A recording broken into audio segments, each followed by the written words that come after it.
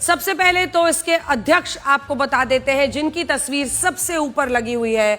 अध्यक्ष है कांग्रेस पार्टी के नेता दिग्विजय सिंह।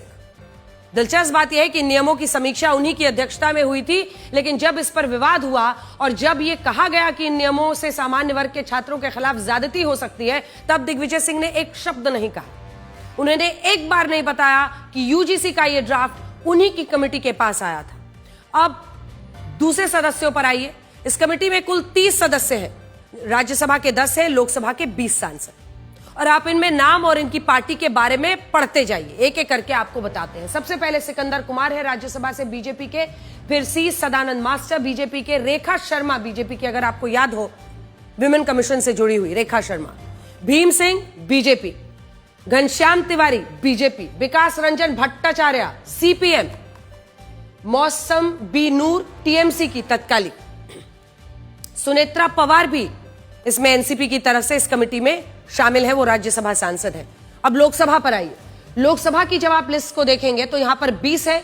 सबसे पहले बृजमोहन अग्रवाल, ये बीजेपी के सारी लिस्ट में एक साथ पढ़ देती हूं आपके सामने। बृजमोहन अग्रवाल, शोभना बरैया, दर्शन चौधरी, अभिजीत गांगुली, हेमांग जोशी, संबित पात्रा आपको याद होगा, पुरी से सांसद, रविशंकर प्रसाद पूर्व कानून मंत्री, डी पुरंदेश्वरी, करण भूषण सिंह, बांसुरी स्वराज बीजेपी की दिल्ली में सांसद। अब आ जाइए आप, बीजेपी के ही कामाख्या प्रसाद तासा इसमें सदस्य हैं। अब कांग्रेस पार्टी के 3 हैं। अध्यक्षता दिग्विजय सिंह की है और जो सांसद लोकसभा के हैं उसमें बिमोल ओकोइजाम है, वर्षा गायकवाड़, डीन कुरियाकोस, और उसके बाद से समाजवादी पार्टी के 3 लोग शामिल हैं, जियाउर रहमान बर्क, जितेंद्र दोहरे और राजीव राय।